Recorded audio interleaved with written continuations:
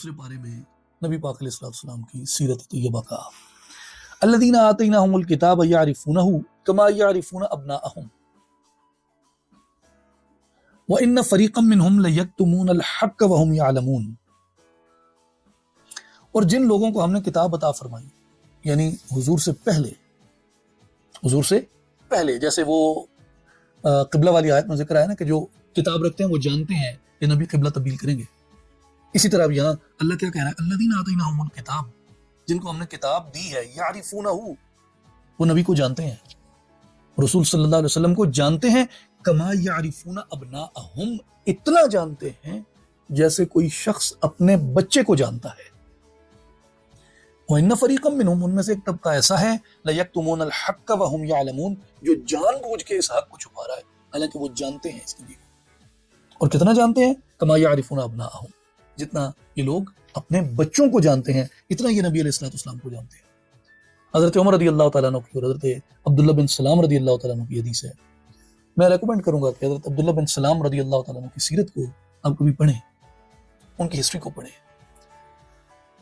He was a great rabbi of Medina, a very noble Jewish clan he belonged to. اور عبداللہ بن سلام رضی اللہ تعالیٰ عنہ ان اولین علماء یہود میں سے ہیں جنہوں نے اسلام قبول کیا اور رسول صلی اللہ علیہ وسلم کی نبوت اور رسالت کی تصدیق کی. انہوں نے حضرت عمر رضی اللہ تعالیٰ عنہ کو یہ کہا تھا. حضرت عمر نے ان سے پوچھا نا کہ قرآن میں یہ آیت ہے کیا تمہاری کتابوں میں واقعی ایسا ہے؟ تو انہوں نے حضرت عمر رضی اللہ تعالیٰ عنہ کو کہا کہ ہماری کتابوں میں واقعی ایسا ہے. میں نبی کو اتنا جانتا ہوں جتنا میں اپنے بچوں کو جانتا ہوں بلکہ میں نبی کو اس سے زیادہ پہچانتا ہوں اس سے بھی زیادہ پہچانتا ہوں. یہ عبداللہ بن سلام رضی اللہ عنہ نے کہا. انہوں نے کہا کہ یہ کیسے ہو سکتا ہے کہ ایک شخص کے بستر پہ اس کا بچہ پیدا ہو اور وہ اسے نہ جانتا اسے جانتا ہوتا ہے. انہوں نے کہا کہ اس نبی کی اتنی نشانیاں اللہ نے ہمارے ہاں بیان کر دی ہیں کہ ہم اپنے بچوں کو کم جانتے ہیں نبی کو زیادہ جانتے ہیں. کوئی نشانی ایسی نہیں کہ اللہ نے جو اس نبی صلی اللہ علیہ وآلہ وسلم کی بیان نہ کی ہو. یہ پھر بات تھوڑی آپ کو لگے کہ شاید ڈیویٹ ہو رہی ہے بٹ جو میں مینشن کروں گا یہ فیکچول باتیں ہیں. ایک فیمس کتاب ہے آپ نے اس کا نام سنا ہوگا The History of Conflict Between Religion and Science. John William Draper کی کتاب ہے جو کانٹمپریری تھے چارلس ڈارون کے. انہوں نے اپنے کامنٹس میں کہا تھا جب ڈارون نے اپنی تھیوری دی تھی ایوولوشن کی تو جان ولیم ڈریپر نے یہ کہا کہ جسے ڈارون اپنی تھیوری بنا کے پیش کر رہا ہے نا اوریجنلی یہ محمدن تھیوری آف ایوولوشن ہے.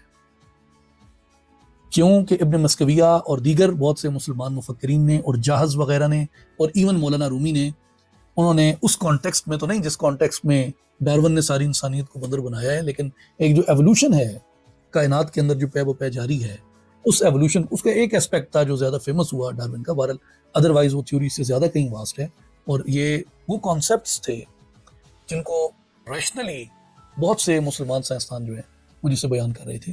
اور اس لیے جان ولیم ڈریپر نے کہا کہ اچھا ہوتا کہ ڈارون جہاں سے یہ بڑے بڑے آئیڈیاز اٹھا کے لا رہا ہے نا ان کو مینشن بھی کر دیتا کہ یہ بات میں نے وہاں سے اٹھائی ہے. ابو عثمان الجاہز کو سارا کاپی کیا ہے اسی کا سرقہ ہے جسے پلیجر کہتے ہیں پلیجرائز کرنا جو کچھ ڈارون نے کیا ہے.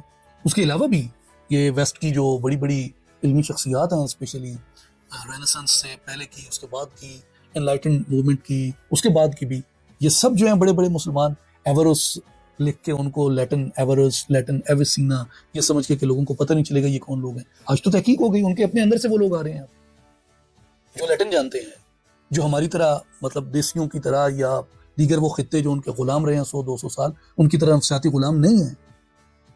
ان کی آپ بکس پڑھیں جو اس وقت ریورٹس اور کانورٹس جو کتابیں لکھ رہے ہیں اسلام اور مسلمانوں کے بارے میں اور ان کا جو انفلوئنس ہے ویسٹ کے اوپر اس کے بارے میں عقل دنگ رہ جاتی ہے.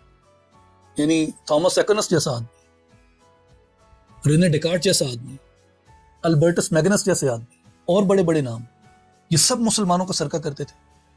ان کی کتابیں پوری کتابیں کاپی کی یہ سوچ کے کہ یہ ایک دو نسخے کوئی فرانس کی لائبریری میں پڑھا ہے کوئی اسپین کی لائبریری میں پڑھا ہے ہو نوز کہ یہ کس کا لکھا ہوا ہے. انہوں نے وہاں سے عربک سے لیٹن میں بدل دیا اس کو. اور ڈیفینس میں کہتے ہیں جی کہ آج تک پتہ نہیں ہے کہ ڈارون کو عربک آتی تھی یا نہیں آتی تھی، پروف نہیں ہے اس بات کا کہ اسے عربک آتی تھی. اس کا سیکرٹ ویپن ہوگا، اسے نہیں کبھی شو کیا ہوگا کہ مجھے آتی ہے. سیکرٹ ویپنز ہوتے ہیں نا، سیکرٹس رکھ لیتے ہیں لوگ اپنے پاس، جیسے جناح نے اپنی بیماری کو سیکرٹ رکھا تھا.